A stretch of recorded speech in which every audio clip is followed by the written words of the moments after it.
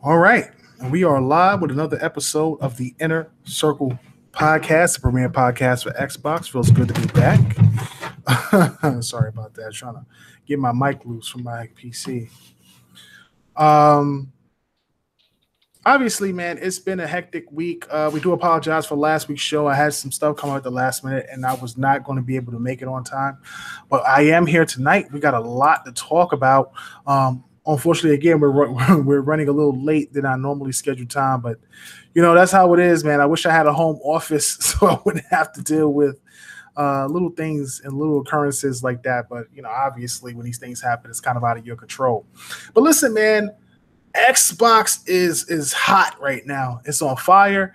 A lot of great news coming out about the platform. A lot of people should be excited about everything that's been happening. I can't talk highly enough about what Microsoft's been doing, and I can't wait to get into it. So what you been playing lately, Sam? Well, I haven't been able to play much, if I'm being honest, covering all this stuff from E3, and I still got more to go. But when I've had time, I've been playing some State of Decay 2, some Sea of Thieves, hitting that up with Anchor and some of the NLG guys. We've been crewing it a little bit. I've also been playing Oxenfree. It's a little indie game. It was free a long time ago, and I saw it in my feed, and I was like, you know what? I need something slower. I need a smaller game to start integrating myself back into things. So I've been playing that. It's interesting. It's got some Stranger Things vibes, coming of age type story for kids. Right. A couple of darker themes. It's pretty cool. But yeah, that's pretty much it for me. Yeah, no doubt, man. I'm really excited about I've been playing Gears 5 again. Gears 4 again. I'm so excited. I want Gears to play 5. Do tell, please. No, I've been playing Gears 4 again, man. And I gotta say, I took your advice from the last episode. I went back in, I called my homeboy up, and we started playing it. And man, it just was definitely a good turn of events for the game. I felt like the first couple of chapters, it started out basically, like most people said, kind of safe, and that it was doing the same things that the original did. And it really felt almost like the original game as far as what they were trying to go for, the atmosphere, the way it sort of played out. And it just felt like Gears. It didn't feel refreshed. And then as I started going forward and forward further, I obviously, like I said before, I didn't like the horde mode. Every time you felt like the game was picking up and the pacing was moving, you stop in these areas and then you have this container and you have to carry the container, or you sitting in, posting yourself up in a room after wave of enemy comes at you and you're killing the enemies or whatever, and then you have to reset. And over time, I just was like, man, like this is a pace killer.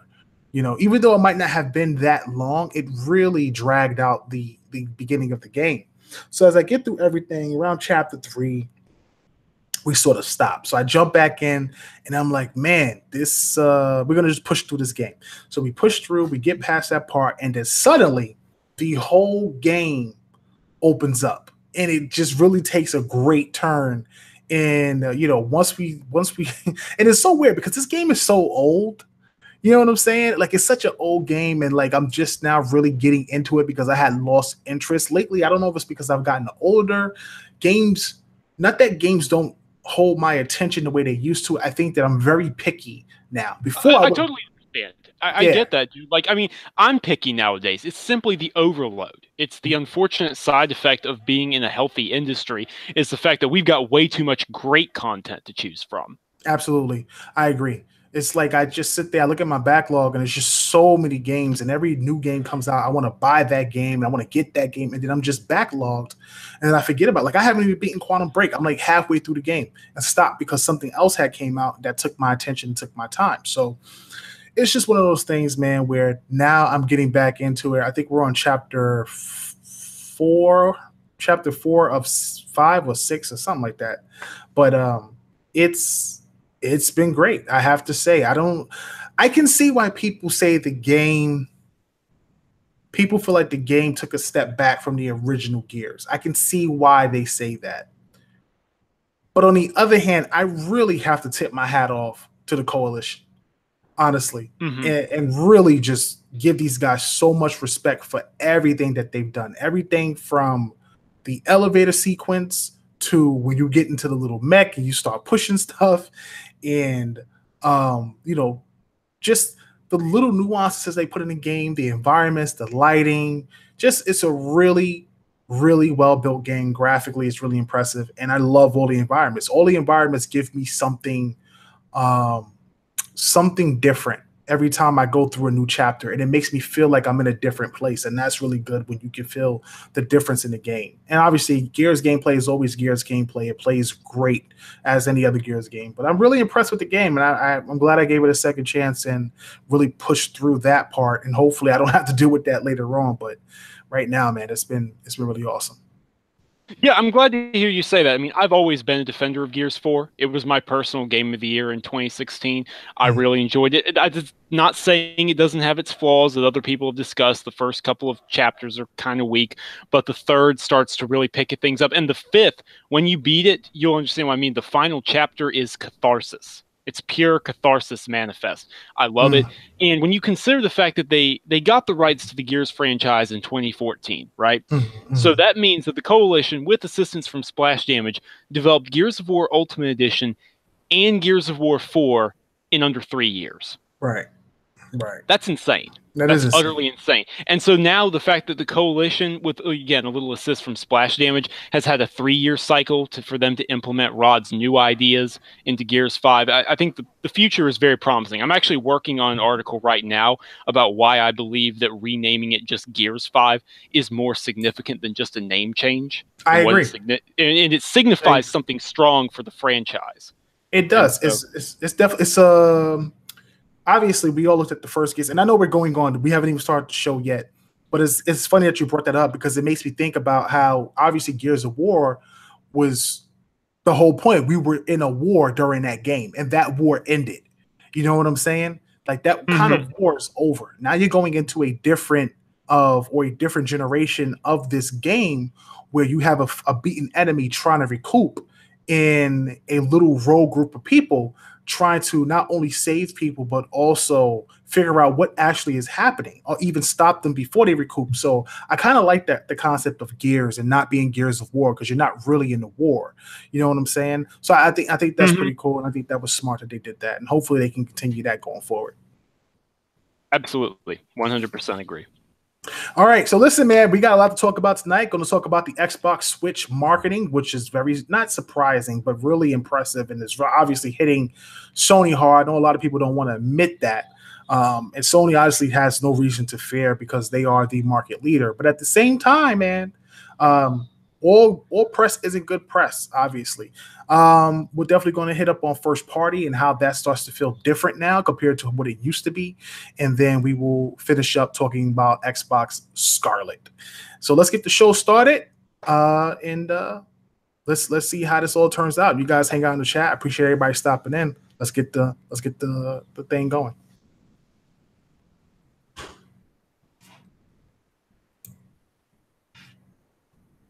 Welcome to the Inner Circle Podcast, the premier podcast for Xbox. I'm your host, KORS Kal-El, with Sam. Actually, let me not say Sam. Direwolf484. Hey, how's it going? It's good to be back, guys. That threw me off because usually I say Anchorman first, and Ink's not here, neither is B Money. So that It's definitely fine. It's fine. caught me out We there. got to hold it down on our own here, dude. Yeah, absolutely. That's what Tick does. We do our best. So, and of course, this is the Inner Circle podcast. So, listen, man, I'm going to jump right into this. Xbox Switch. I know everybody's talking about this. I know Sony is doing their best not to make it a big deal. I don't think it's really a massive deal for Sony. It doesn't make them look inclusive. And I get that when you're the market leader. Was chatting with Dizzy the other day. Shout out to Dizzy. And when I was chatting with Dizzy brought up something that made me remember the time when Sony was looking to do this. I guess you could say gaming. Sony was trying to do this joint gameplay or whatever, and trying to bring Microsoft into their fold. And a lot of people looked at it from the perspective that Microsoft didn't want to join Sony because they were the market leader. No, it was just the simple fact that, and Dizzy brought this up, was that at that time, Sony was getting ransacked by people. You know what I'm saying? Like literally, you had people, hacking into their network, information was being stolen. I remember PlayStation being down for like 3 months. It was like 3 months before anybody was able to really get back into, online or anything like that, or even getting their account back. And it was pretty crazy. It was crazy for a while, man. And I think Microsoft looked at that and said, why would we want to share networks with a company that has, bad security or a lot of security flaws? Because you're opening your network to another network, and that can easily be hacked, especially with Microsoft being in the position they're in, being in software, knowing how networks work. They obviously recognize that that is not a good idea. You add in the fact that at the time they probably were the market leader before Sony caught up, and yeah, it's a recipe for a no. We're not going to do it. Mm-hmm. Obviously, those things have changed over time. Sony, I believe PSN still isn't as secure as it needs to be. I know they've been working with Microsoft and definitely trying to do the, two, I think what it's called when you do like the two security passwords to get into your account, or two ways to get in your account to make sure that it's secure. Thank you. Yeah, two-factor sign-in. And I know they've been trying to get that done, and I've seen some stuff with them trying to work with Microsoft to increase their security on PSN. And I guess maybe Microsoft feels more confident now. Nintendo obviously is now a part of that, and they really don't have a great infrastructure, but it's working for what they're trying to do.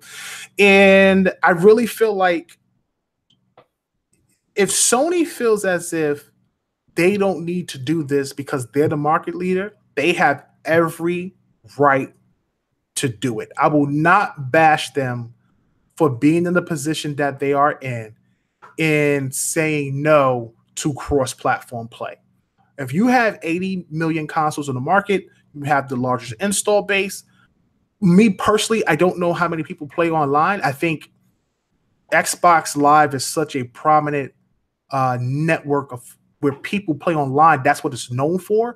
So I never feel like Microsoft will never have people. Even if Microsoft had 20 million consoles on the market, I would feel like 15 million people will always be on live. That's how I feel about live. Yeah, sure. So for Sony, I don't feel that way because Sony is such a platform with a broad base of single player experiences that there isn't a lot of games other than third party that kind of incorporates that PSN network where you need to play online. It's not to say that there's not a lot of people playing Call of Duty or Battlefield or third party games.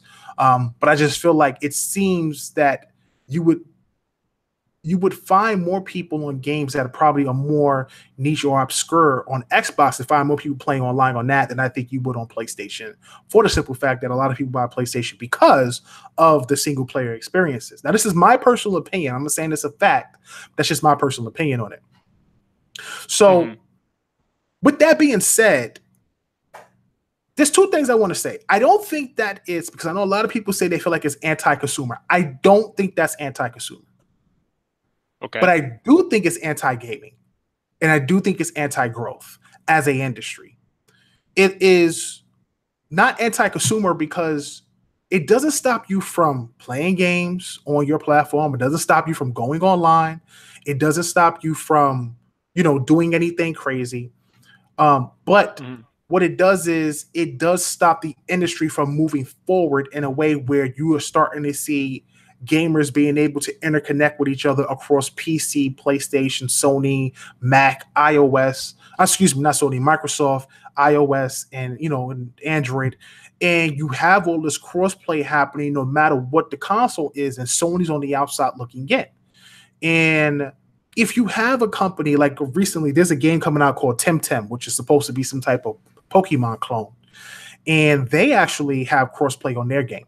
And it's going to be crossplay across PC, Switch, and Xbox, and not including PlayStation. PlayStation will be by itself. And that's something that the developer now has to make for itself. You understand what I'm saying? Like it's making its own separate thing in its own network for these platforms, and then Sony's over here on the side. So for me, I feel like I don't think people need to force Sony to get on the ball. But if I'm the head of PlayStation, I would really start to reconsider what I'm doing, because obviously you don't want to be a detriment to the growth of the industry and pushing that industry forward. And I think that's kind of like what it's doing. It's sort of stunting what the industry is trying to do. Right. Right. Can I jump in on this really quick? Because I think the thing is, I think you made a very interesting distinction there that I actually haven't heard many people pick up on in terms of the difference between anti-gaming and anti-consumer. Mm-hmm. I would also go so far as to say it's not anti-consumer because obviously your user base at 80 million anyways might be different, might be anti-consumer if you have a smaller user base that can't get lobbies on games, or you know, there aren't enough players or things like that. But with 80 million consoles sold and like a new million every month, that's not a problem. But it is anti-developer. If developers are asking you and begging you, saying, hey, you know, we want to do this, like Respawn Entertainment. Some of them, they didn't ask me anything on Reddit back in 2016 for Titanfall 2. And they were like, well, you know, we do want to do this, but one of the major players isn't cooperating. Todd Howard came out just today, or yesterday rather, and he said in an interview that while they're looking into crossplay for Fallout 76, Sony isn't being as helpful as they want them to be. And, you know, so the thing is, I completely understand why Sony's doing what they are. I get it. I absolutely do. Perfectly understandable. But at the same time, I'm personally always going to take the side of the developer or the consumer over that of the publisher. And that would be true if it was Microsoft doing this. That's not an Xbox versus PlayStation thing by any stretch of the imagination. So I don't think this is going to hurt Sony right now. I think they're too far in on the gen for this to hurt them. But going into next generation, on the other hand, if we see the Microsoft Nintendo relationship strengthen, if we see more publishers like Bethesda or EA jumps in on it and like, yeah, we want to do crossplay, then it could hurt them going into next gen.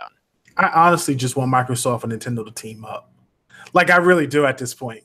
You know what I'm saying? Like, I like when I was watching the Nintendo conference, and obviously we all thought that Banjo was going to pop up with Smash Brothers. I thought that would have been an amazing situation. That would have been absolutely incredible to see, you know, Microsoft willing to let Banjo be in a Nintendo property, because, you know, obviously Nintendo and Microsoft has worked together in the past, like Microsoft and Sega has worked together in the past, and I don't think it'll ever happen. Maybe sometime in the future, very, very far away, when we're really old, you know, and gray, maybe we'll get one platform where all games run on it, and we're no longer isolated. Nah, that's not going to happen. You don't think that'll ever happen? Well, if no, that's not going to happen. I do think we'll see collaborations. I said even before E3 that it wouldn't shock me if they, you know, stop arguing over the GoldenEye IP. And it's like, hey, GoldenEye remastered on Xbox and Switch, you get crossplay. That would be really, really cool. That would be awesome. Or like huge. Banjo coming to Smash, or like I can maybe even, if they're really, really working them and greasing the wheels here with some of that Microsoft war chest, I can even see something like, hey, Samus is coming to Killer Instinct, or something crazy like that to get cross promotion. But I don't think you're going to see games like Nintendo is not going to let their IPs themselves come to another console. That will never. Well, what happen. I mean is, obviously, by that time in the future, we might not even have consoles. We might all be having streaming services the way we're going. And I'm thinking that maybe it may be possible that you just have this one streaming service that has all these games, is my point. Whether that happens, you know, because again, I would hate to have to sit up there and pay, you know, $20 for this thing and $10 for that thing and $20 for that service or whatever.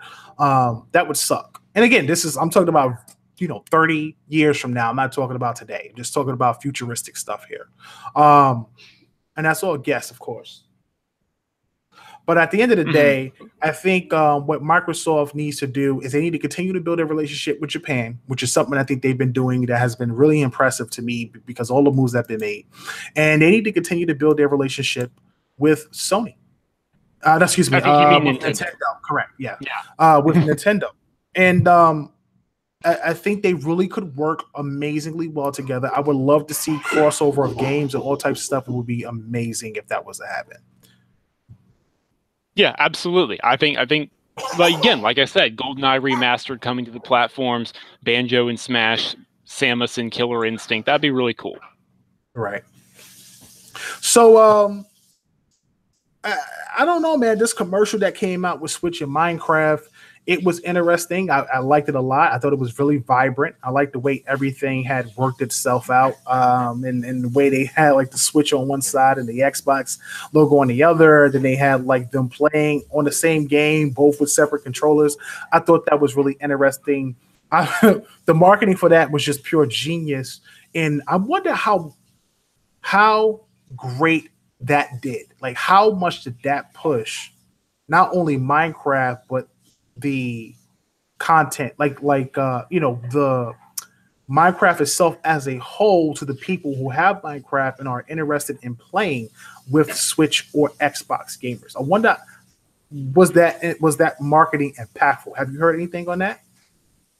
I haven't heard anything. However, what I do know is that people are definitely taking note. Gamers, the casual audience, I don't mean that in a derogatory fashion, I'm just saying for what it is taking note of things like that. You can't have the official Nintendo of America account tweet out, "Hey, Xbox, we can play together. Let's build something." Like, that is going to get noticed. I think that tweet has like 80,000 retweets or something absurd like that. That's going to get mainstream appeal outside of the hardcore audience. I see people commenting on Facebook articles and they're like, "Hey, Sony, release my Fortnite account," or, "Hey, Sony, why can't we play Minecraft together?" Stuff like that. So it's having an effect, but again, that effect is only going to be within people who were already sort of open-minded, if that makes any sense. I mean, that sounds wrong. Let me rephrase that. People who were already looking at other platforms beyond PlayStation. For it to have an effect on Sony's numbers, we're going to have to go into next gen to see something like that. Right. Well, obviously, next gen isn't too far away, maybe 2 or 3 years away. I'm wondering if Microsoft and Nintendo will continue this relationship going forward with other games. Do you think that's possible? I'm sorry, you kind of broke up there for me. I'm sorry, can you repeat that? I was saying that I wonder if Nintendo and Microsoft will continue this relationship that they're building into next generation on other games, like on newer. Absolutely. I absolutely believe they will. I think we'll see things like that, especially when you consider how the Switch is not going to be powerful enough to run a lot of third-party games. So it's going to be critical for them to have a larger player base, a larger player pool to play with, moving into next gen. I think we could see things like maybe even them shaking hands on FIFA and like FIFA crossplay. That would be dope. Stuff like that. That would be dope. I got to admit that would be pretty dope. Fortnite is obviously something that is going to be very popular. Minecraft is going to be popular. But if you start getting into sports games, man, you are talking about really entering a territory that could be huge. That could be really huge. And I think, obviously, you want to get Sony's platform on that because, obviously, Xbox gamers are very competitive. To this day, I still believe that Xbox gamers will beat PlayStation gamers in any multiplayer game. Like, I don't care what it is. Let's not get into that, but no, man. I stick to that. I don't care. Any PlayStation guy want to see me, they can see me on Xbox any day. I believe that. I just believe that Xbox guys are more competitive, in my opinion, because just the way Live is built and the way we play games. But again, that's just my opinion. So it would be cool, though, if they were able to do that sometime next gen. We'll see how that works out. Let's jump into first party.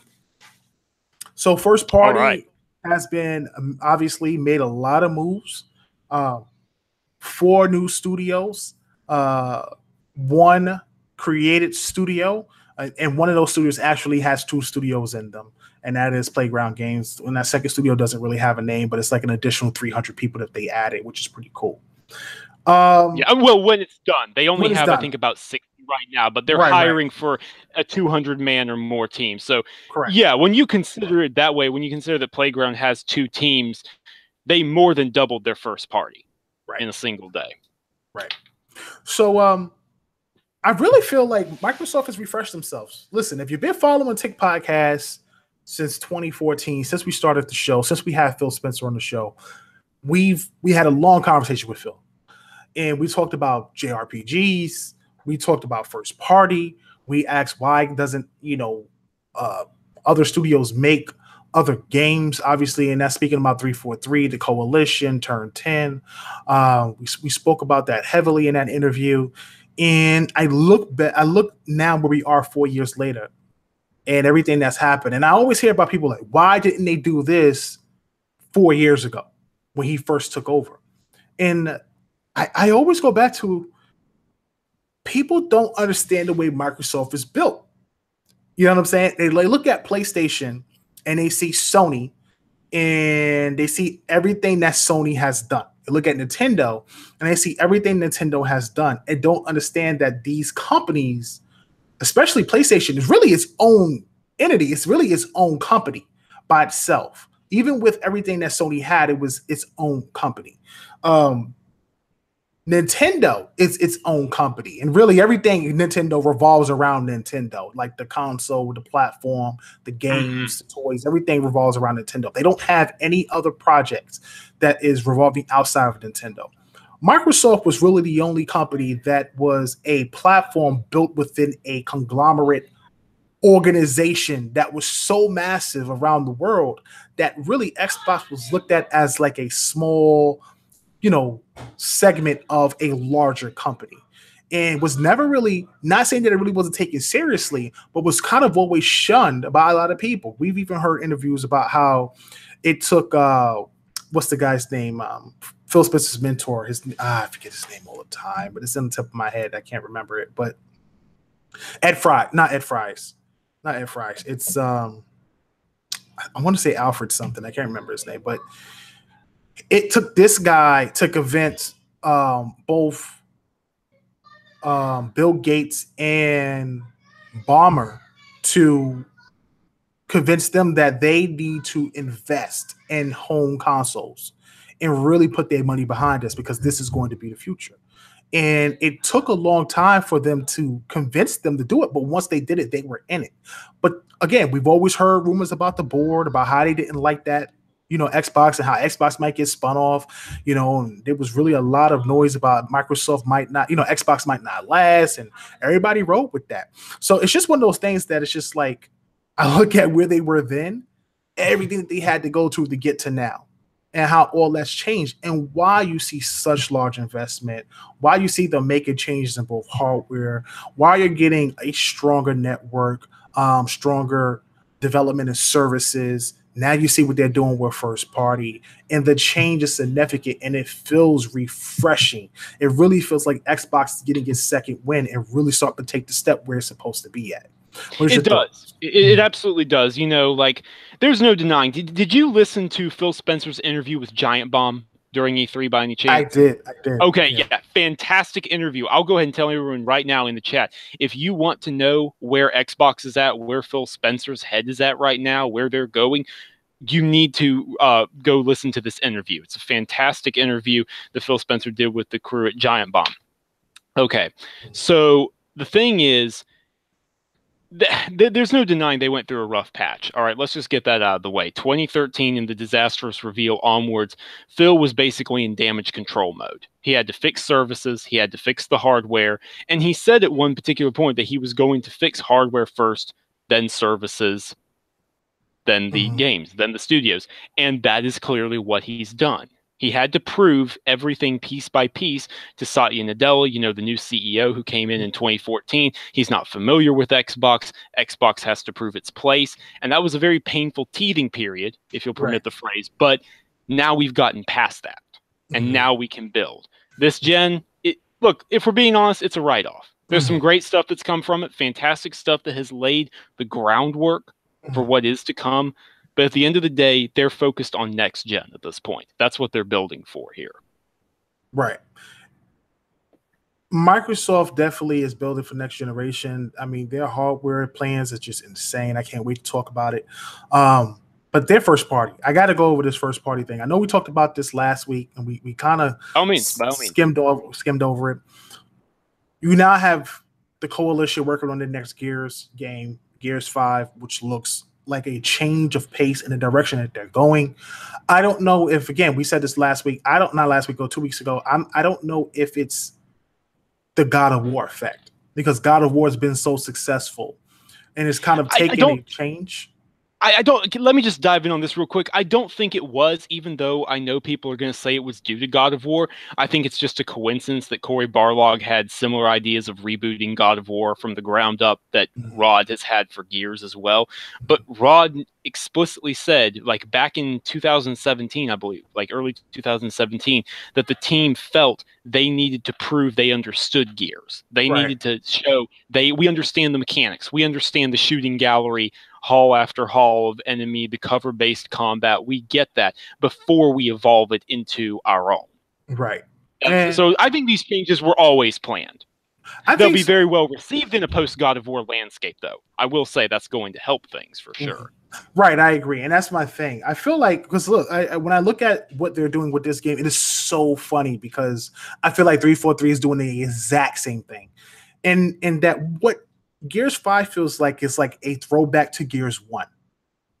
When you watch that trailer and you look at what it is, it really feels like it's you and a partner, not you and four guys. You know what I'm saying? Going to war with X amount of enemies on screen. It's just you and a partner. And the way they having it set up, you got the female lead in Kat, you have Dell, and basically the both of you guys are going on this side mission to discover what's going on with her mom. And I really just feel like, man, this is something different. It doesn't feel like the battle of what 4 is or what the old Gears games were. It really feels like it's kind of like just, an isolated, darker story. And that's how the first game felt. Oh yeah, absolutely. That emphasis on survival horror, and like you said, harkening back to the first game, being a tiny team separated away from everybody else, and even the imagery. Like 4 is visceral. Make no mistake. They're not the locust, but God, what are they called? The swarm. The swarm. Thank you. They're disgusting. They break into chunks and all the slimy imagery and stuff. But like, do you see the melee combat in that clip? Gears 5, where Kate's just swinging a warhammer around and shredding guys, and you got these worms that are evidently like taking over the DBs, and that gave me some extreme survival horror vibes as well. All of them just clambering towards her, unstoppable. And did you notice something else in that trailer? No cover. She didn't take cover against anything once. And I'm sure the cover is still there. Like, I'm sure you can still do it, but that's the point of, hey, we want to move away from, cover, you can do that as an option, but you can also just go, full bore into the frontier, start swinging away, start shooting away like crazy.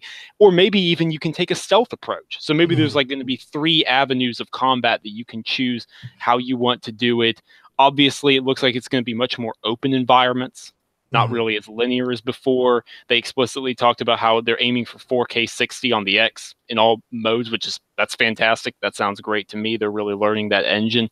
So yeah, Gears 5 is going to be something special, and I think it signifies a change, not just for Gears, but also for Microsoft as a whole, of evolving what they've been doing for some time. That's the significance here. It's like, yes, we'll continue these IPs, but we're going to do them in a different way. I think Halo Infinite's probably going to be a similar scenario as well, even though that's much further off, obviously. That's much further off, but... Yeah, no, I agree 100%. And that's what I was bringing up next with 343, in that when you look at what they presented, obviously it's a tech demo. They're showing us a new engine. It's not in game they're just kind of showing you what the engine is capable of producing. You're bringing in this artist that's coming over from Naughty Dog, that's got pedigree. I think they're hiring like 12 more people to the team of already like 300 something people. And no, 500, dude. 500 Industries. 343 Industries currently has over 500 people working for them, because I feel like some people missed this. Phil said before they announced, studio after studio after studio, and that got everyone's attention. Everyone forgot everything that had happened up until that point for good reason. Phil said, we're committed to investing and growing our existing teams. They're continuing to grow their teams. 343, like I said, over 500 people, and they're hiring like 12 more people right now. The coalition has almost 300, and they've got like 20 spots open right now. That You is know, so Rare. I mean, and Craig Duncan told us Rare has doubled in size over the last couple of years, and they're hiring another good dozen spots. Microsoft is going to grow these studios, and I think they're going to grow them to the point where it'll be like, hey, we can have 2 internal teams. You know how, or 3 internal teams. You know how Sony's Japan studio works. There's actually several hundred people working there, but they're all divided into different teams doing different projects. Imagine a 343 Industries where there's 600 people and you've got 200-300-man teams each building a game, alternating. Think Playground Games. We know they have 2 studios, so they're already there. You know, imagine maybe along the line they acquire Splash Damage and bring them in and rename them like Coalition North or something. You know, some Coalition UK, and they involve them that way. Because it's not just about bringing in new studios; it's about expanding what you already have. I think that's a very important point a lot of people have missed. Nah, that's an incredible amount of people. Absolutely. That sounds like a lot of effort and a lot of money being invested into the studios to make better quality titles, more ideas, more heads put together to produce the best game you possibly can make in both multiplayer and campaign. I think that's really impressive. I honestly do. And I like the direction 343 is going. And honestly, what made the first Halo game so amazing because we didn't have online multiplayer at the time. We only had LAN at the time. And though LAN was very popular and was huge, it's one of the things that made Xbox very special. It was that open world campaign.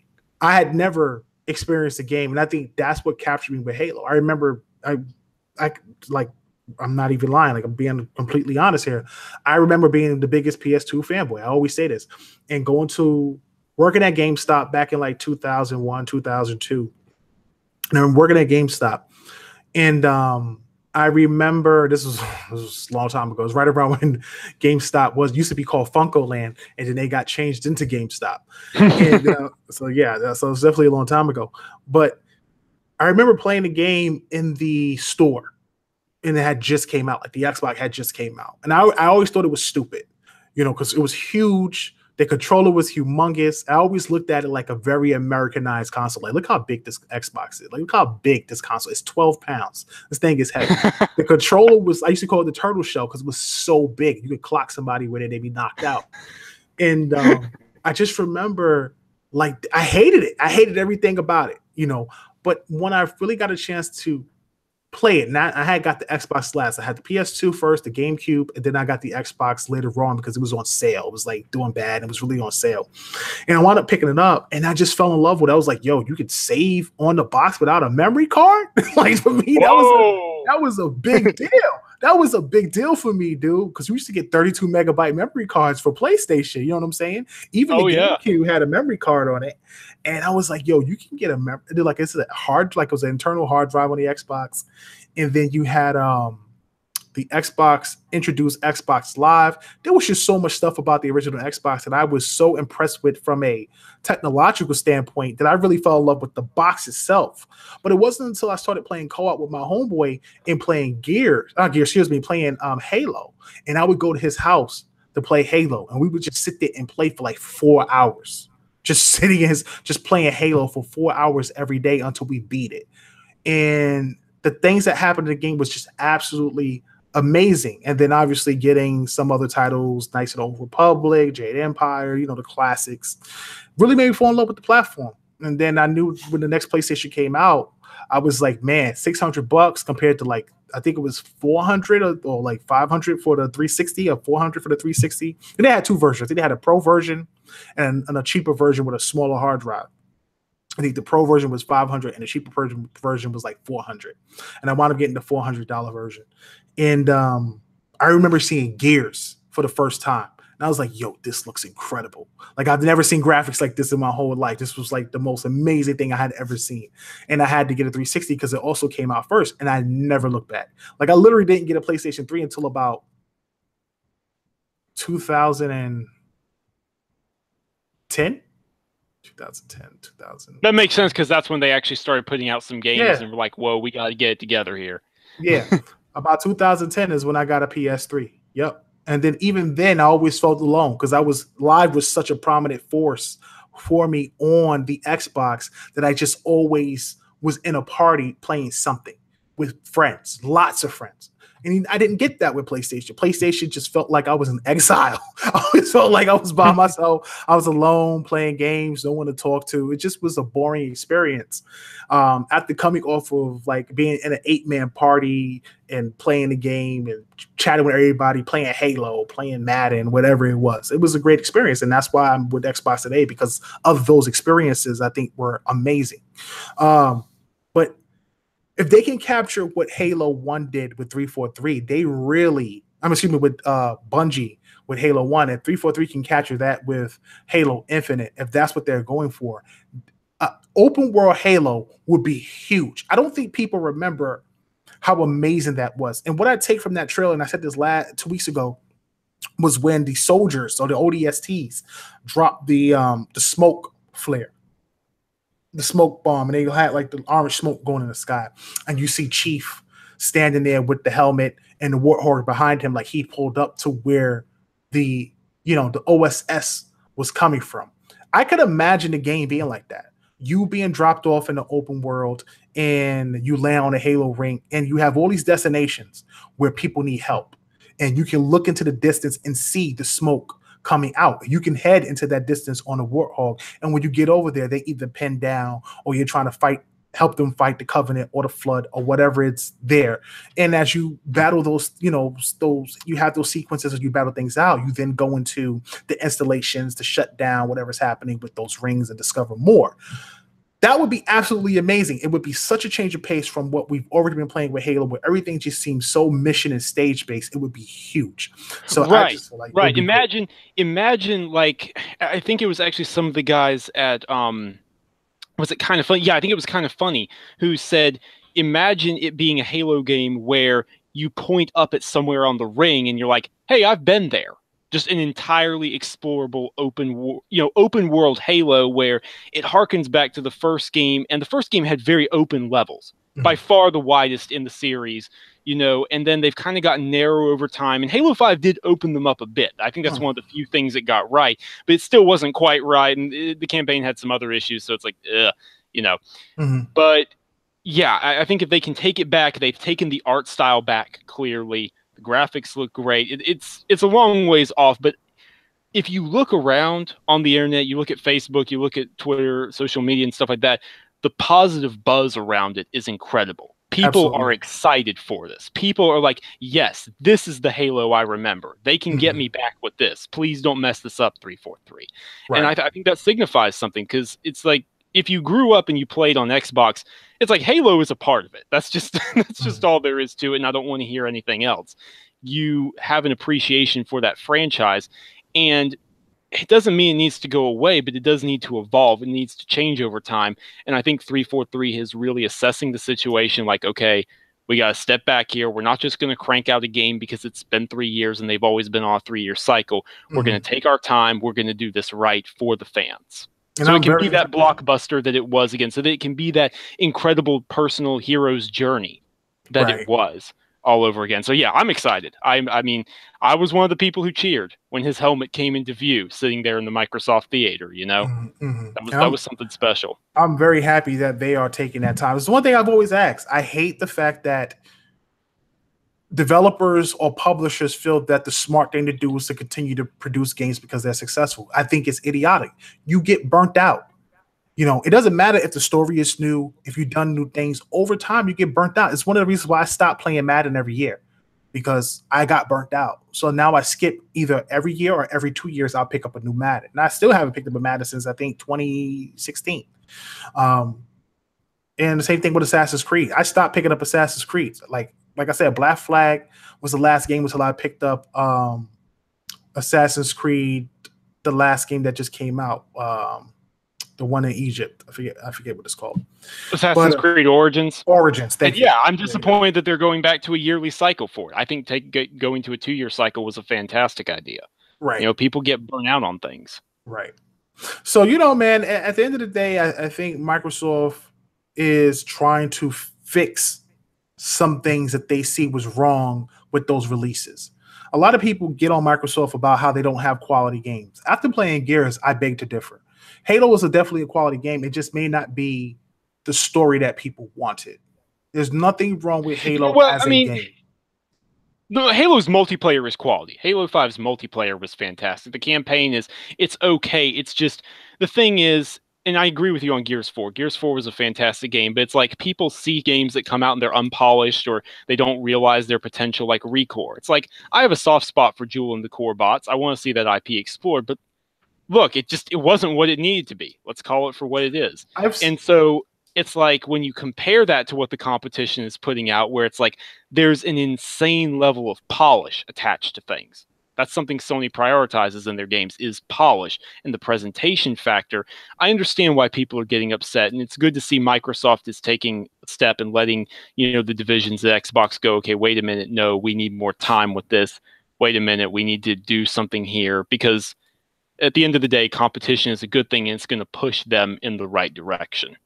I still feel like Microsoft don't get enough credit for their effort this generation. Some things they don't. Look, they absolutely don't for some things, dude. I see people who are like Gears 4 is trash, and it's like, really? Did we play the same game here? Like, yeah, no, I agree. I just feel like people always forget about this. Has been Microsoft's.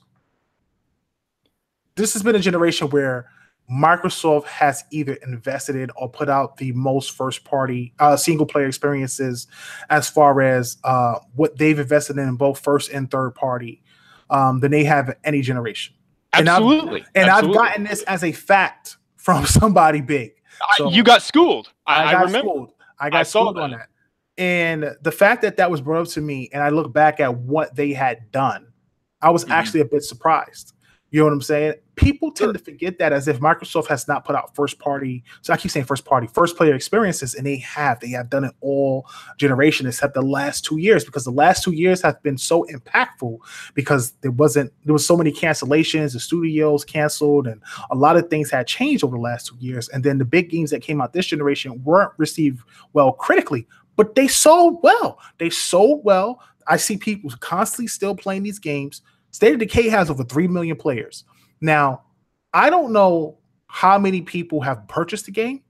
Well, over 50% is what Phil said. And that's what I'm saying. He said for Sea of Thieves and State of Decay, it was over 50% of the player base. So that would put Sea of Thieves somewhere in the ballpark of 2.3, 2.4 million. That would put State of Decay 2 over 1.5.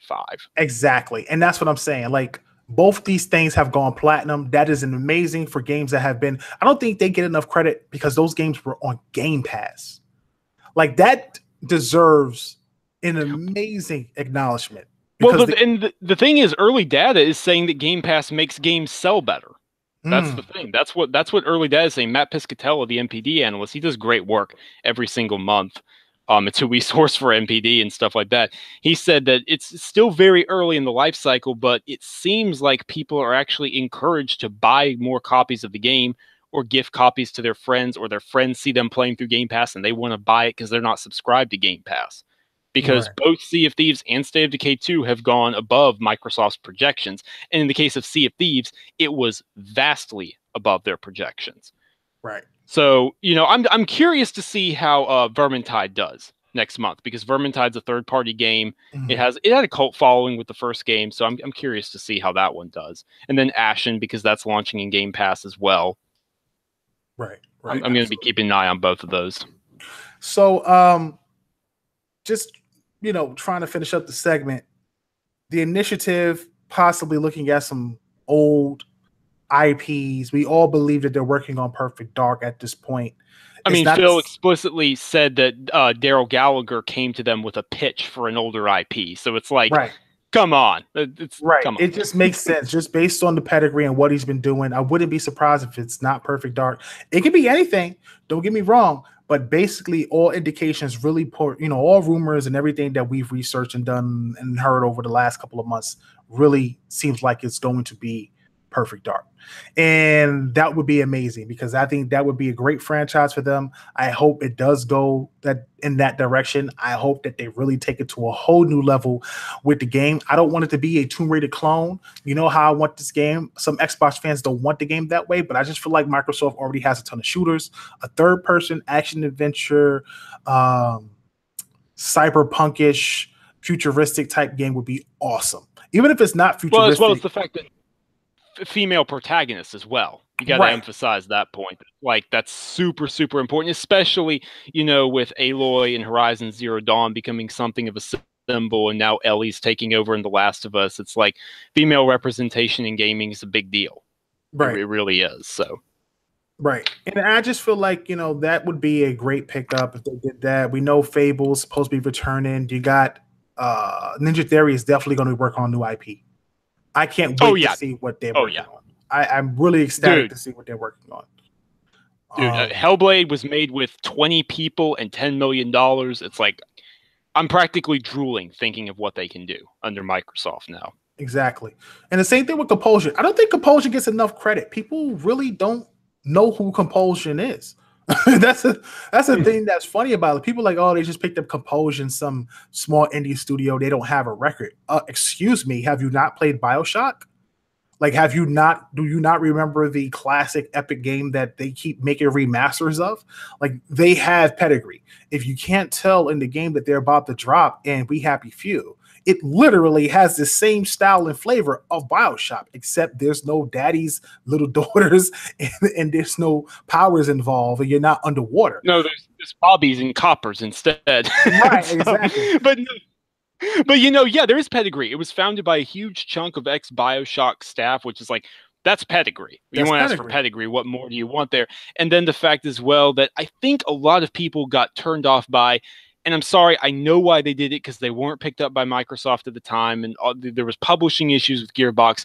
But I don't think this game being in early access helped it because people got a wrong idea of what it is. They thought, oh, good Lord, this is another early access survival game. My Right. God, we have enough of these already. Where it's like, no, that's not the case. That was just a placeholder while we developed the story. And in reality, there's just a handful of survival elements in the finalized game. I can't wait to see what the real story is. I can't wait to see. It's supposedly going to actually be very narrative driven, like a very dark, black comedy type British humor style, weird acid trip of a game. I'm looking forward to it. It still like it's going to be great, but I'm thinking about that and giving these guys a larger staff. Once again, another studio that have a small team that's going to put out a potentially really good game with a larger staff being added and a lot of money being put towards a new project. You're talking about possibly getting something really special out of these BioShock devs, and that is something to be really excited about. Like, I just don't think people comprehend what Microsoft has been doing. And it's also the location. I'm sorry if you'll let me interrupt just a moment. Yeah. It's like, look at where they're at. They're in Montreal, and it's like Microsoft gives them a bigger building, gives them the go-ahead to hire more staff. Think about who's in Montreal. You've got EA Montreal, Ubisoft Montreal, Beanox, Eidos Montreal, one of Square Enix's biggest studios, former Deus Ex staff. It's like there's a huge talent pool you can pull in from there. Right. I agree 100%. Definitely excited about that. And then, of course, we have Undead Labs. And shout out to the guys, the Tick Network team, the Iron Lord podcast, who had a great interview last week with Foggy from the Undead Lab Studios. Make sure you guys check out the interview if you haven't checked it out. It was really well done. A lot of great information came out of there. Those guys did a great job over there at the Iron Lord podcast with that interview. But in that interview, man, it was apparent that Microsoft, based on what Foggy said, was that they are really in this to win this. Suddenly, it seems like Microsoft is not all kumbaya like we've been talking about, and a fire's been lit under their butt. And that's all I ever wanted from them. All I ever wanted from Microsoft was some competition. It's cool to praise people, and it's cool to be inclusive and all that stuff like that. But you're still in competition with people, at least until we get this whole crossplay thing figured out and we're working together as a group. But until then, you're still in competition with people, and you want your fans to feel that you are trying to compete. The thing that I respect about Sony is that Sony looks at themselves as an alpha. And when you look at yourself as an alpha, you do alpha things. And for a while, I felt like as great as Xbox was, they always felt like they were trying to be a beta.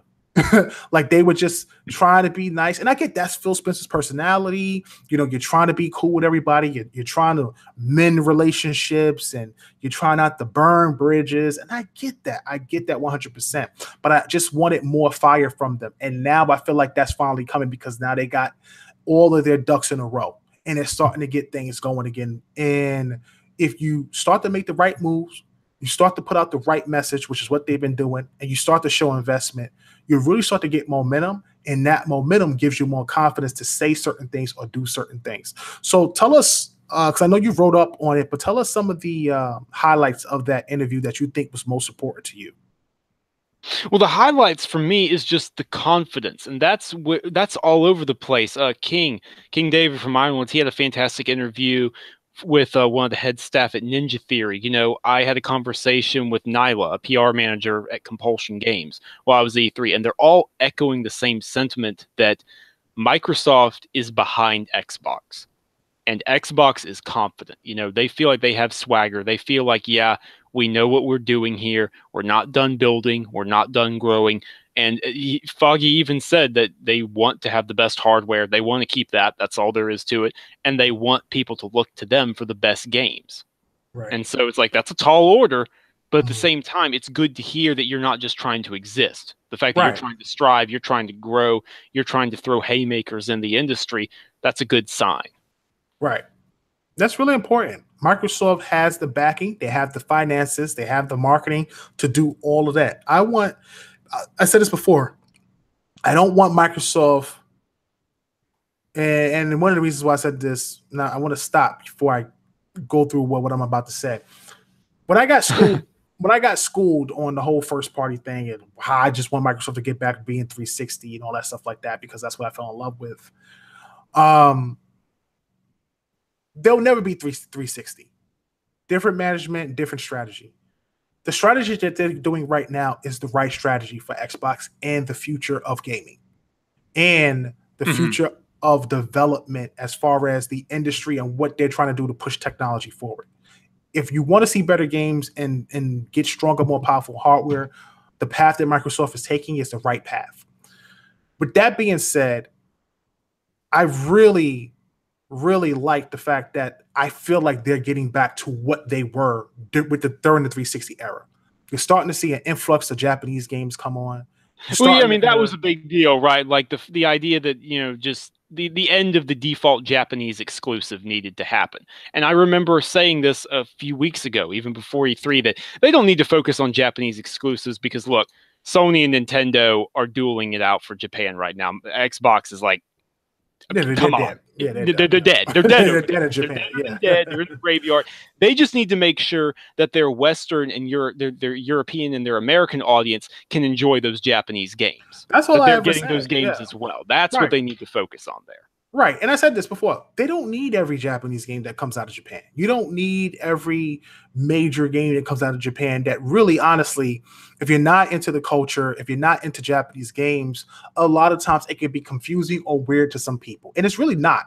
Like, I watched a ton of anime. I get it. I love Japanese culture. I love Japanese movies. I watch, even though it's not Japanese, I watch Korean dramas. I like Asian culture a lot because I grew up on it from the 80s, you know, as a kid. So for me, I've always been enamored with it and I respect it. At the same time, if you haven't been playing games of that caliber and understand what that culture is and how they joke and the things that they do that is funny, it's going to seem weird to you. It's going to throw you off. And a lot of people fear what they don't understand. So instead, they kind of diss it, trash it, say it's not good. And that's the furthest thing from the truth. I think what people have to do is try to give these games a chance. Even if you don't give it a chance, at least respect that Microsoft is putting an effort into making sure that they have a diverse lineup of games that you can also find on their platform, not just PlayStation. Because again, you're not going to get every game, but if you can get half of the games that's releasing and not making those half exclusives, you've already done a big justice to yourself and your platform. look at the rumors. Like before E3, the rumor mill was going crazy. You had verified insiders who supposedly had internal documents that were verified by the staff at Reset Era, who are supposed to know what they're doing about these things. So I don't doubt them that Devil May Cry 5 was going to be exclusive. Mm, That was a real thing, and it's like there were very real conversations about it. And then nope, Microsoft debuted on their stage, and it's like that's a big name. That's important for Xbox fans to be able to enjoy that as well. So I don't know if it was ever planned to be exclusive for PlayStation or something. I have no idea. I can only theorize. But regardless, it isn't. Jump Force. That game is absolutely huge. Debuting that, getting the marketing for it. I thought it was a very heartwarming thing that they showed Tales of Vesperia Definitive mm, Edition, simply because of the history they have with that game there. And so exposing your fans to those types of games, like, hey, it's okay to play this type of stuff. It's okay to broaden your mind away from what you're known for, what we're known for. Like, I was not always a Final Fantasy fan. I mm. didn't grow up on those games like a lot of people did, but I gave 15 a try and I love it. So now I'll happily, check the rest of those out and things like that. Absolutely, absolutely, without question. I'm excited. I'm excited for a lot of these games that's coming. I'm hype on Jump Force. I'm excited to get back into Tales of Vesperia, especially with them adding a new character, especially getting on the X. It's gonna really give me a big nostalgia factor, and I'm so excited to get my hands on those games. They're on my list to pick up, along with Spyro, because I've never played a Spyro game before. I've always passed on Spyro, not Banjo. Crash. I've played Crash. I've played a couple of platform games, a lot of platform games actually, because I was a Nintendo fanboy before. I was a PlayStation fanboy.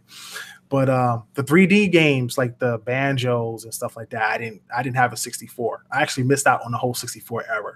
I jumped straight from Super Nintendo to PlayStation One, and so yeah, I didn't get that. But Spyro, I never picked up Spyro, so that's kind of exciting. I might pick that up and play that with my son. That'd be pretty cool. Um, with that said, if you got first party lined up, the only thing left, once again, you've already done a great job with the Xbox One X, Xbox Scarlett. Now, Scarlett sounds like it's about to be amazing, man. It sounds like it's going to be something pretty crazy. So, some of the things that I've been hearing about Scarlett is that they are trying to make the box where they don't have any installs on Blu-ray disc at all. You get the game, you pop it in, and it plays. Talking about old school stuff. And if you don't have installs, it at least installs at a rate that is so fast that you don't have to worry about installing the game and slowing you down from playing the game. So I don't know what technology they plan to implement. That was something that I heard that was going to be pretty crazy.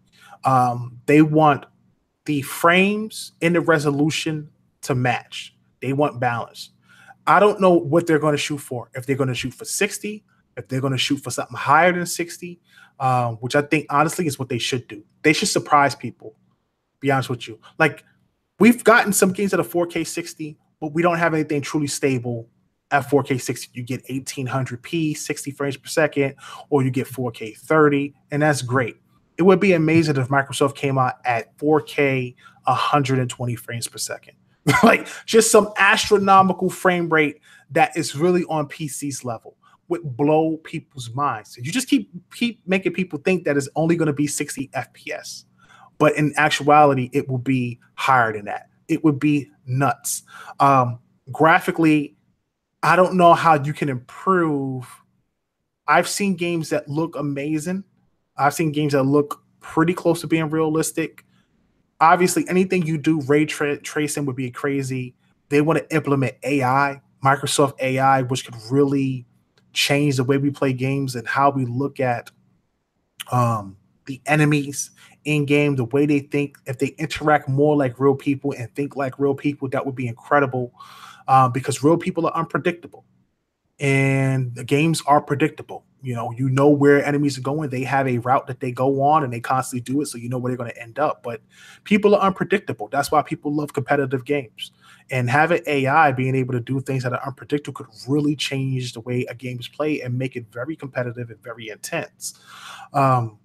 Hopefully, I don't know if everything will be backwards compatible as far as the accessories, like they did with the Xbox One X and the Xbox One. Um, I do think they will implement and continue to have backwards compatibility, whether it's via the hypervisor and adding a emulator of the Xbox One into it, which would be great if they did. But Microsoft really needs to make sure that the next platform they come out with is really uncompromised. You know what I'm saying? Like no compromises on this platform. Everything is 4K at all times, and it needs to either be 60 frames per second locked or higher. You should be able to go higher to really shock people because I don't think people are expecting the next Xbox to do 4K 60 or I almost say 60, like 4K and anything higher than 60 frames per second. Adding a CPU in the machine that is that powerful that can handle all of that would be absolutely incredible. And if you could drop that at 500, which is what I think all future Xboxes will be, then you might have something special on your hands once again that people might gravitate to. Yeah, I mean, if I can be perfectly honest, I don't want to hear anything about higher frame rates until we can get 60 frames as an industry standard. If I'm being perfectly honest here, it's it's the industry standard. It's due to CPUs, right? This isn't an Xbox specific thing, really. It's more of an industry wide thing. There's a focus on graphical presentation. There's a focus on what people are used to, a stable 30 FPS. So if they're getting that, then it's worth it. And I get it. And for the rest of this gen, that makes perfect sense. But next gen, I do want to see a focus on getting 60 frames per second as a standard across the board because it makes a difference in some genres more than others, but it makes a difference regardless. It really, really does. And so I think moving to higher clocked, better CPUs, that should make a big difference there. We could also see differences in growth in AI in terms of how AI learns, how enemies react and things like that. Someone MK in the chat said consoles don't need frame rates over 60 frames per second. I mean, until we can make that a standard, I'm inclined to agree. Here's my thing. I don't think anything will ever be a standard. 4K isn't a standard. It's just an evolution in power. PC really sets the standard. That's just the reality of it.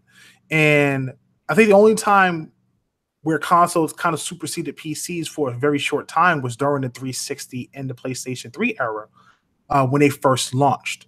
And you started to really go into that HD era, which was significant. I think that 60 frames per second, 4K doesn't need to be a standard. I think that it needs to be able to surprise people. And the reason why I feel like 60 frames per second and consoles should be able to go over 60 frames per second is because if you're going over 60 frames per second and someone locks a game to 60, it is going to run perfect. You know what I'm saying? Don't shoot for 60, shoot for over 60. So when you do drop it at 60, it runs perfect. It's almost like when you drop a game at 4K 30, it runs perfect because it's at 30, knowing that the CPU could probably do 45 or higher in frames.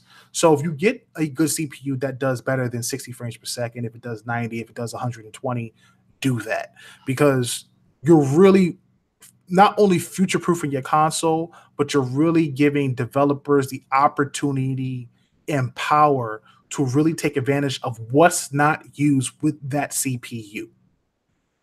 CPUs are so a lot of games are CPU bound, and some games are moving towards your GPU side of it. But if you put a powerful CPU in there, you're talking about physics, characters on screen, explosions, particle effects. You're talking about things that really can be taken to a next level after you get 60 frames per second. And games that don't need 60 frames per second can actually be shot up to a higher rate, like a fighting game or anything where you don't have a bunch of levels, but you just have a set environment and you're doing things on that environment. I think that would be amazing. And I really hope that they shoot for that, honestly. I think it would be great if they did that. But Scarlett's neither here nor there. They're talking about a streaming service as well, where you can play games anywhere. I would love to do that. I don't know if that would cost, how much that would cost, and how that would work. What do you think, Sam? I think it's way too early for that conversation, if I'm being perfectly honest here. I think that's just maybe in 2019 we can start talking about that. But right now, dev kits probably don't exist more than a twinkle in a handful of developers' eyes. X has a way to go. X isn't even a year old. The PS4 Pro isn't 2 years old, so it's like there's room to go in maxing these things out. There's a ways to go yet. Right. I agree. I absolutely agree. I really hope Microsoft really goes all out with the next platform. If they plan to set an industry standard, I really hope that they do it again. I think that they did an excellent job with the Xbox One X. A lot of people don't want to give the Xbox One X credit for what it's accomplished, but you will get credit from me because I think it's done an amazing job. I think the Pro is a great piece of hardware too. I will not knock the Pro like some people. I think PlayStation did a great thing with the Pro for the time. Obviously, they could have done more. I think it was smart of them to put out a piece of hardware that improves upon what they want to do, but really that thing was for the VR. I always say this. I don't think people realize that platform really was for PlayStation VR more than anything else, more than the games, more than anything. It really was to help VR.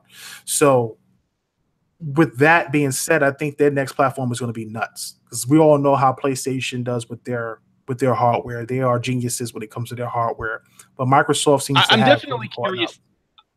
I'm definitely curious to see what happens next gen with Microsoft and Sony both kind of wanting to get that most powerful console, moniker going into the next gen. That is going to be funny to witness, which is good. I mean, tech wars, competition's a great thing, so that'll be interesting to witness. Yes, absolutely, absolutely. But yeah, man, Scarlett seems like it's going to be something special. I think it releases in 2021. What do you think? Not a chance in all heck. It's 2020. 2020? 2020. So 2020 is the for both platforms? Or you think PlayStation releases both platforms? 2020. Like, Microsoft is not going to let Sony have a year out on them, nor would Sony let Microsoft have a year out on them. Giving your competitor a year out, I mean, we've seen what that does. It's just, no. They're not going to do something like that. So 2020 for the Xbox Scarlett, and PlayStation 5. That's what I would go with. Yep. PlayStation needs to change the numbers, in my opinion. They should give it names now. Like yeah, they do. I like PlayStation 5, PlayStation 6. It's boring at this point. Nah, they're good right now. Now, when we get to like PlayStation 10, PlayStation 11, we that's completely different. We're getting kind of crazy there, but they're good for now. Having a single digit attached, they're fine. They should change it. Like after 5, they should change it to something else, like PlayStation whatever. I think that'd be pretty cool. Microsoft, they need to come up with a cooler name than 1. You know what I'm saying? Like they really need to come up with some really cool name that's not a number. Like 361, not some crazy number. They need to come up with something else besides that, like Xbox something, but not a number. Please don't make it like Xbox. Well, I would hope it's Xbox something. If it's not, we have a problem. But yeah, well, something besides Xbox whatever. They really need to fix that. But that would be cool if they were able to get the name right, and hopefully the hardware takes its design from the Xbox One X. I said this before. I think Microsoft needs to continue to build their hardware in a slim form factor. I know sometimes that's difficult because a lot of times with new technology, it's a lot larger than the technology that's been on the market for time because over time silicon shrinks. But I think with this new technology coming out, a lot of stuff is already small. It's getting smaller and smaller as time goes on. So Microsoft is able to get some of these smaller chips and make a small form factor console based on what we have with the X and really make it stylish. It could really appeal to the foreign market. I always say this. One of the things that's a turn off to people overseas is how large the Xbox is, the way they come out. The original Xbox was humongous. It's a turn off, especially for the Japanese market. They really don't have a lot of space. They're very ergonomical, and it's not ideal for them. The Xbox 360 was able to stand up. That had better form factor. It was big, but it did get small over time. And then, of course, you have the Xbox One, which was humongous, but eventually shrunk down to the S and the X, which are basically much more appealing than the X. Hopefully, on the next platform, it also follows the S and the X and has some really cool form factor. Rounded edges may be nice. What do you think? Rounded edges or boxy once again?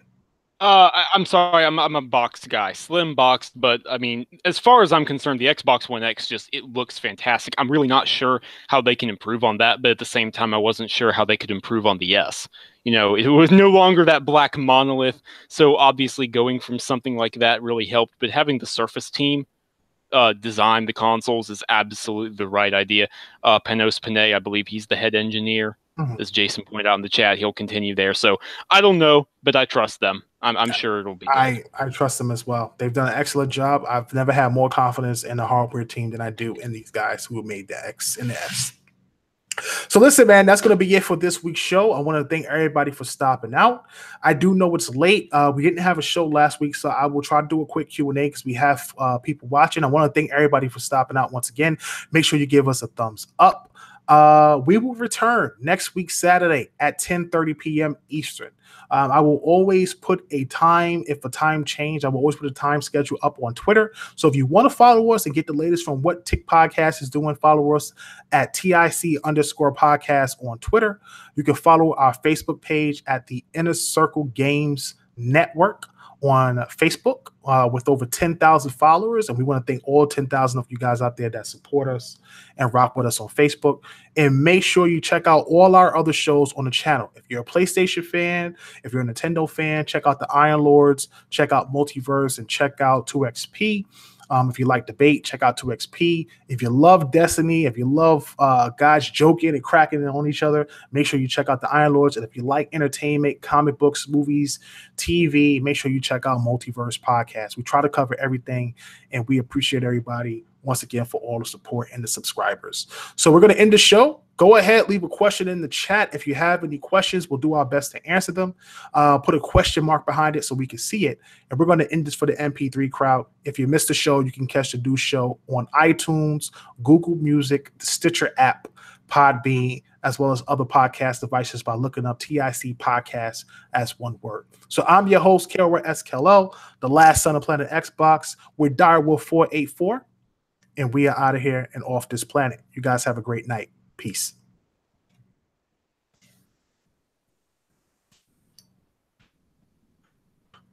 All right.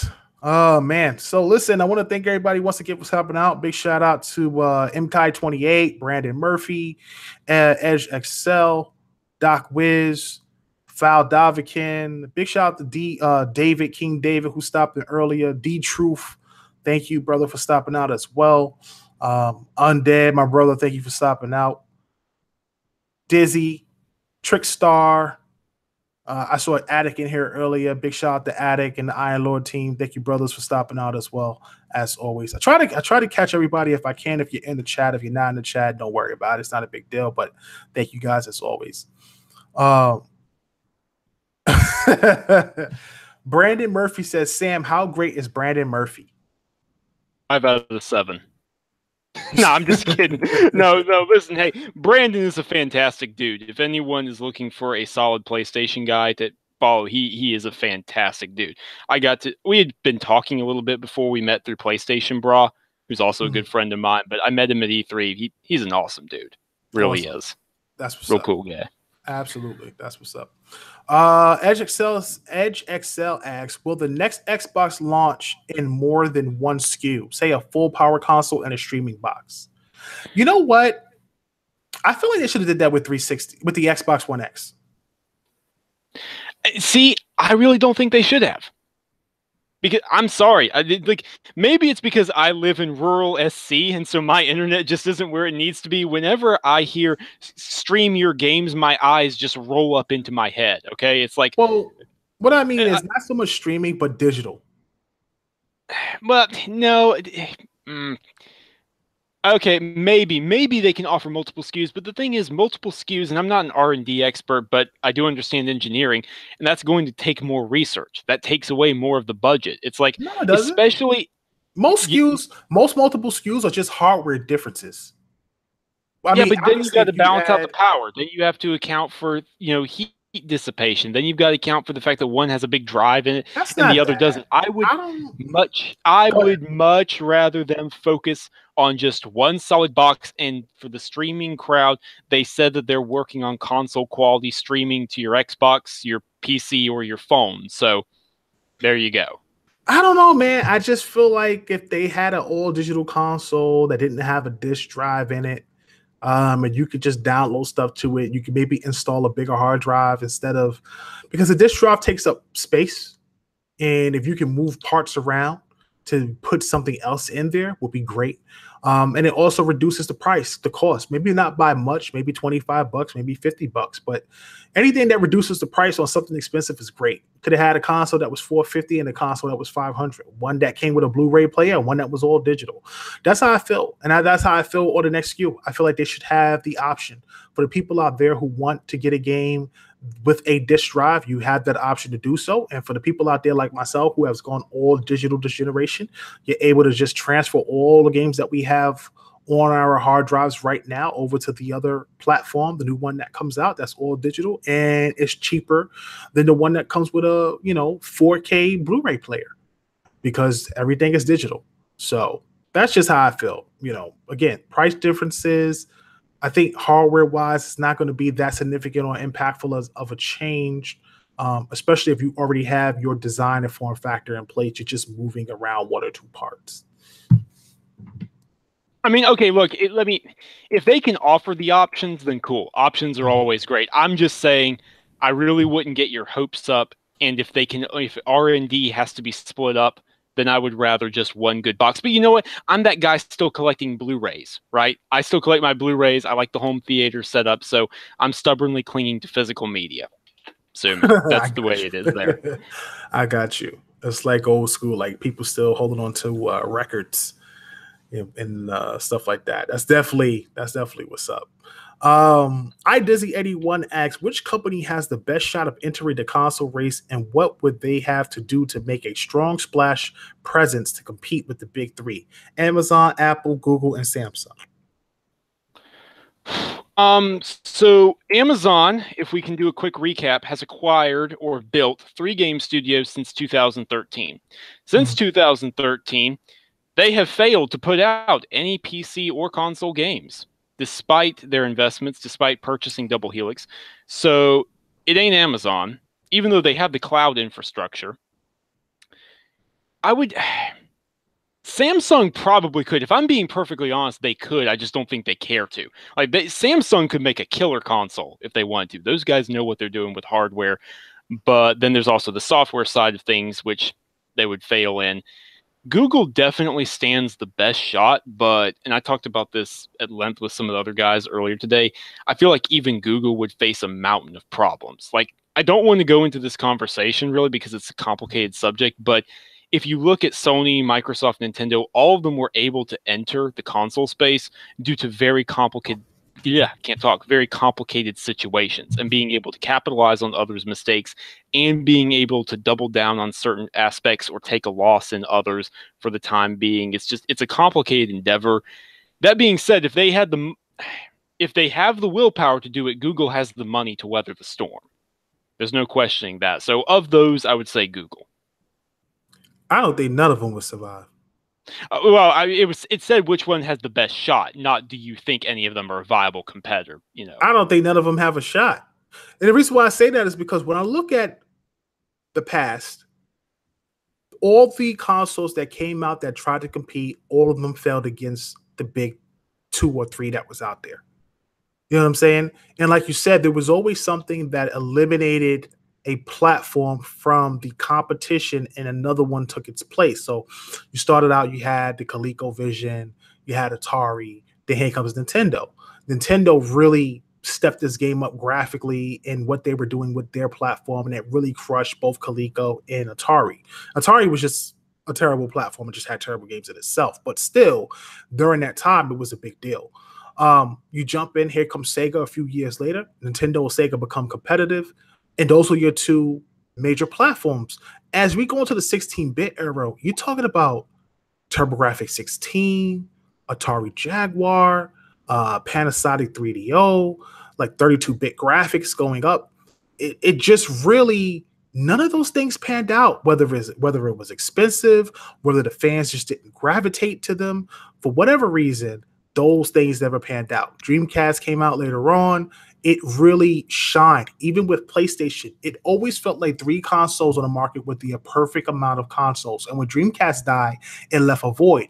It was either go to Nintendo or PlayStation. So being that Microsoft already had experience helping Dreamcast and actually helping build the platform with its infrastructure, and then being able to come out with the Xbox and still compete, even though the Xbox wasn't as successful as the other two platforms, and now it's still here today, it feels like it's right. Like it feels like it's in the right spot. A Google platform, I don't know if Google comes out with a console that is powerful. Obviously, you could do that where it's powerful enough to compete, but what does it do that makes it so special that we're not already doing now on these platforms? That makes you want to go spend another $300. Like I just don't see how. Right, right. What special services do you have? What special games do you have? Google doesn't have any game development studios. They would have to buy things, and historically speaking, aggressive takeovers, hostile takeovers haven't worked out well because, spoiler alert, all the talent just gets up and leaves. And so you're left with an empty shell there. They would have to seriously invest in that area. They would have to offer something that the others aren't, you know, because they don't have, I mean, they have the name, but not in the video game space. They don't have worldwide brand appeal. They don't have a cloud division that's established. So it's, yeah, a lot of problems. But I do, in terms of the original question, I think of the four options, Google is best suited to. If any of them were to somehow have a shot, it would be Google. Right. Definitely tough. I honestly don't want anybody else to jump into this. It's bad enough that I'm thinking about buying a Switch this holiday because every time I go into a store, my son loves those. Dude, he loves these Joy-Cons. Like Nintendo knows what they're doing when they get kids. Oh, like, dude, Nintendo has the kids on lock. They know exactly what they're doing. Like I can't even walk into the Xbox session without him gravitating to a Nintendo Switch and playing that boxing game. Like he loves that boxing game. He picks it up and he's like throwing his hands and punching. And I'm just like, I got to get him a Switch, but I'm scared to get him a Switch because everything I buy him, he breaks. Like literally, I've gone through 4 Xbox controllers already. It's ridiculous. How? My son is an abomination. That's what he is. What was really cool was today. He came downstairs. First of all, my son is very loud. He's a very loud child. So he's very talkative, just like his father. And but he's really loud. So he comes downstairs and he's yelling. And he's got his tablet, and he's like, "Daddy, Daddy." I'm like, "What, Liam?" He's like, "I beat Devastator." Now in my head, I'm like, Devastator. Like, what he's talking about for a second. But I remembered that I had bought him Transformers Devastation, and he had asked me to beat Devastator, which is the Constructicons when they constructed to one giant robot. Their giant robot form is called Devastator. Devastator is for me anyway, because I'm not actually playing the game. I was just trying to beat the robot for him. Was difficult because I don't know what he's done with the characters. Obviously, I don't know if he hasn't invested any points into leveling them up, getting weapons, whatever it is you're supposed to do. He doesn't know that. So I was having a hard time with him. So when he came downstairs and told me he beat Devastator, I was like the proudest dad today because I was in shock. Like, you beat Devastator? He's like, I beat Devastator. I was like, really? Really? I literally was questioning, really? Like my 5-year-old son just beat Devastator and I couldn't beat Devastator. This is a problem for me at this point. But I gave him a high five and he went back upstairs. But yeah, man, Nintendo, they know what they're doing, man. It's just funny that I might have to get a Switch at the end of the year, and I want to get a PlayStation for Ghost of Tsushima again. So I'll definitely be picking that up whenever that drops. But yeah, man, it's been pretty crazy with all these consoles. So I would hate to see a fourth one enter the fray. So let's definitely not do that. All right. So it looks like that's going to be all the questions for tonight. I don't see any other questions out there. If you have any questions, if you join the chat late, go ahead and throw one in there. We're going to shut it down in probably about 10 seconds if we don't see any more.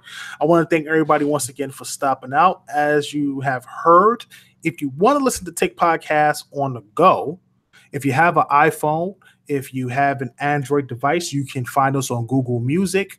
Just type in TIC Podcast and we will pop up along with all our episodes, including this one, which will be up sometime tomorrow afternoon.